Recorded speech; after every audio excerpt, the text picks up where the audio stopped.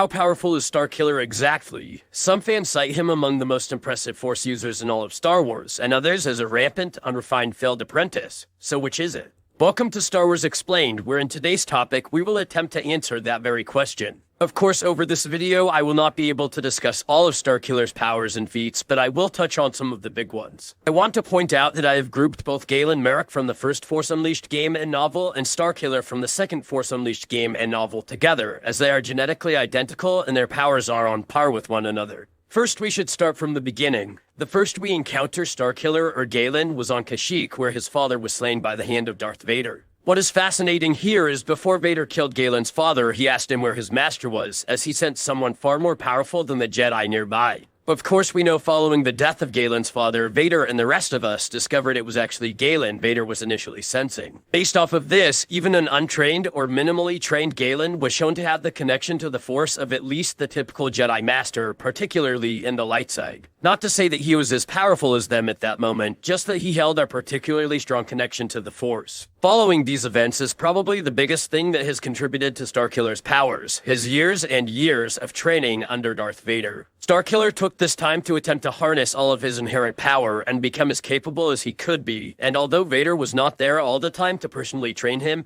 he did have his training droid Proxy and various training programs that helped craft him into an explosive, powerful Force user and master of the lightsaber. During this time, Starkiller was also formed into the type of Force user he would eventually become. Starkiller never trained to feel peace in the Force, or to learn how to manipulate others and climb the ladder of power. He was trained to be a full-on warrior, and thus became so. His most impressive attributes came from his power over the Force. He was actually only 17 at the time of the first game, and had great control over not only abilities like Force Push, but also more obscure ones like Force Lightning or even Force Repulse. This is almost unheard of in Star Wars, and he used these abilities quite frequently. These powers were no doubt achieved by years of experimentation and practice on his behalf.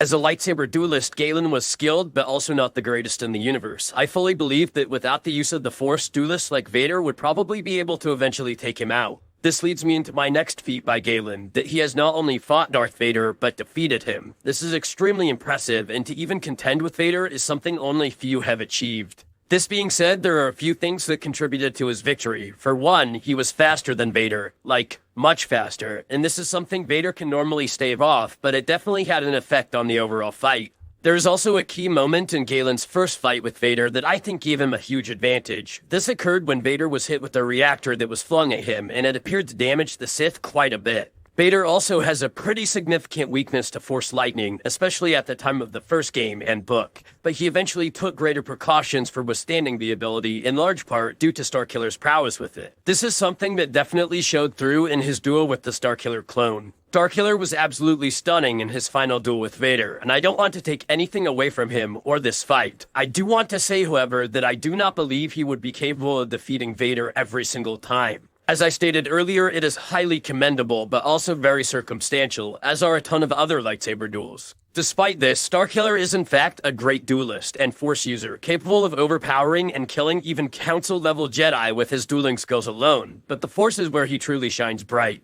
Starkiller had huge prowess with physical augmentation, especially when concerning his durability, and although a lot of this can be stocked up to game mechanics and exaggerations, they are still extremely impressive. He survived a crippling lightsaber stab wound and then being exposed to the vacuum of space. He also survived falling from orbit onto a planet with relative ease. Suffice to say, he can take huge amounts of absolutely insane and brutal punishment. His skill with object manipulation is also admirable, especially notable when he pulled down a Star Destroyer to a planet from orbit, but it should also be noted when concerning this, it caused him huge strain and the ship was already headed downward. Nonetheless,